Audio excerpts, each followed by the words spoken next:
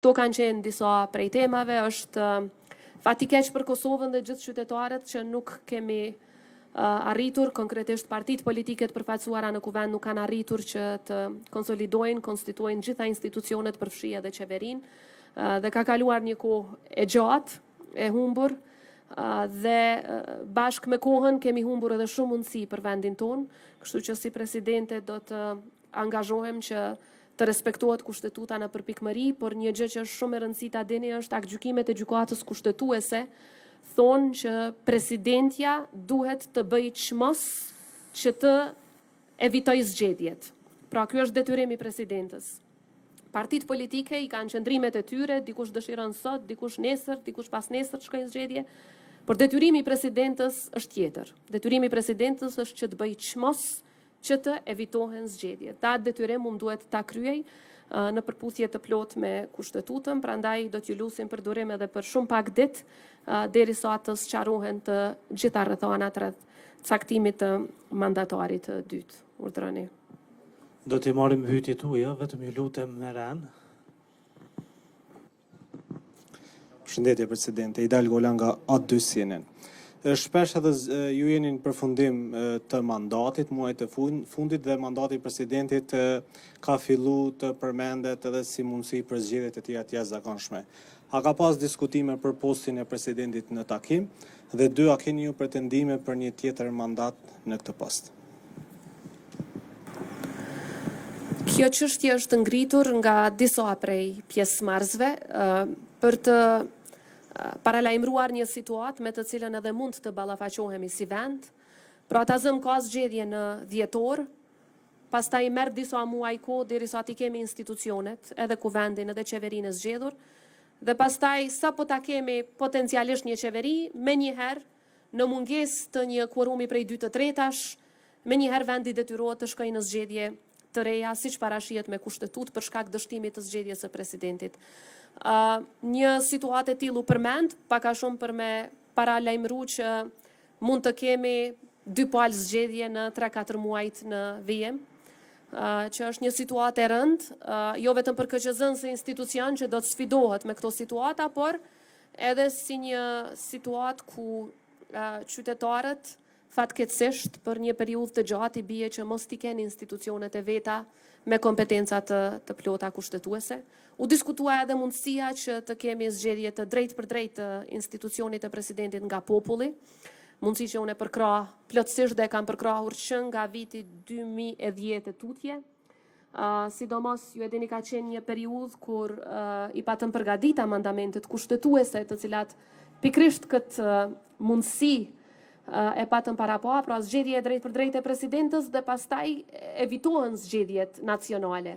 Sepse nuk ka asnjë kuptim që spaku nuk ka kuptim funksional, po flas, që për shkak të dështimit të zgjedhjes së presidentës të shkohet pastaj edhe në zgjedhje për parlament edhe në zgjedhje për qeveri, dhe atë për një parlament e për një qeveri që me siguri me mezi do të konstituohet, siç e pam nga kjo praktik.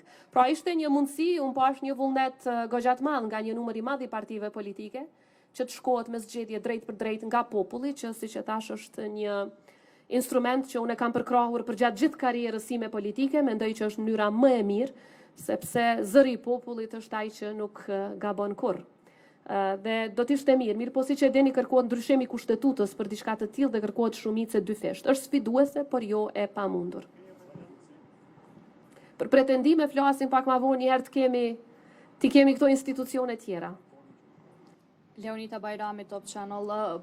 Presidenta a ka dorëzu kryetari i Lëvizjes Vetëvendosje Albin Kurti ndonjë dëshmi ose a duhet të dorëzoj ndonjë dëshmi sa i përket edhe mandatimit për edhe për një herë tjetër për formimin e qeverisë, çfarë dëshmie në këtë rast, sepse janë përmendur në shkrimet disa prej të cilave i ka mbledh tashmë Lëvizja Vetëvendosje, edhe sa i përket mandatimit të tij ose dikujt tjetër prej Lëvizjes Vetëvendosje, a ka bërë të qartë këtë Kurti nëse do e sjell një mandatare tjetër, para shumë sqarime mbi çështjen e mandatimit edhe një herë Lëvizjes Vetëvendosje, ku e njëjta është parë qartë të dielën që nuk i ka numrat e mjaftueshëm, edhe në përgjithësi konsiderohet si një zvarritje akoma më shumë edhe e mbajtjes së zgjedhjeve të jashtëzakonshme.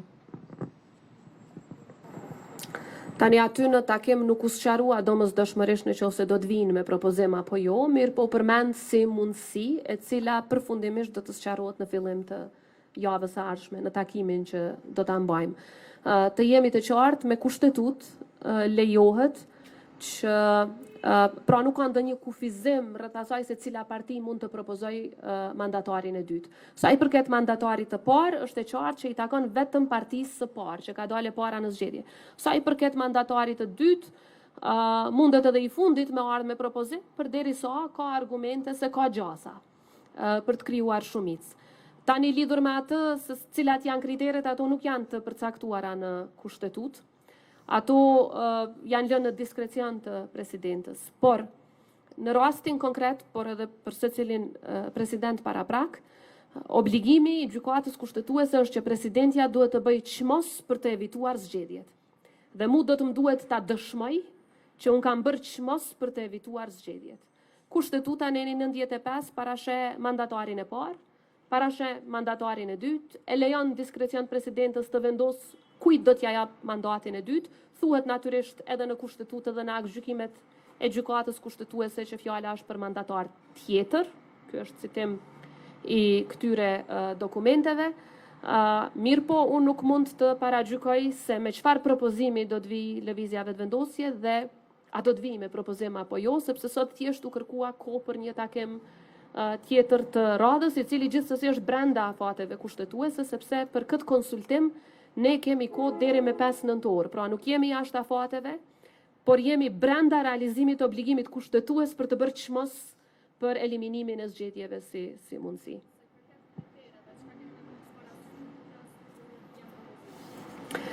Si që përmenda, nuk është asnjë kriter nuk është i përcaktuar në kushtetutën e Kosovës. Natyrisht as nuk është që kërkohen në nënshkrime, nuk kërkohen domosdoshmërisht, ajo do ta lehtësonte shumë punën, mirë po nuk është kërkesë kushtetuese.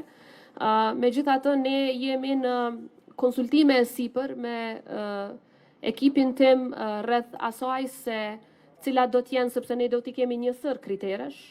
Tazëm nuk mund të mandatohet dikush që është involvuar në krim të korrupsion. Tazëm nuk mund të mandatohet dikush që i shkel interesat e Kosovës. Pra, janë një sër kriterësh që do t'i marrim parasysh, që ndoshta nuk janë marrë gjithmonë në të kaluarën, por unë do t'i marr patjetër parasysh si kritere mbizotruese, por po e them prap, mos të paragjykojmë se a do të kemi propozim ajo, sepse do ta dim thjesht në fillim, në pjesën e parë të javës do ta dim se a do të kemi propozim apo jo, por duhet të ezaurohen të gjitha mundësitë për parandalimin e zgjedhjeve. Atë detyrim e kam, dhe kushtetuta, siç e përmenda, nuk kërkon nënshkrime, por megjithatë kërkon që të shihen gjasat. Të shihen mundësitë dhe ato do t'i shohim, në qoftë se ka propozim. Atëherë përshëndetje, Venhari Sufi nga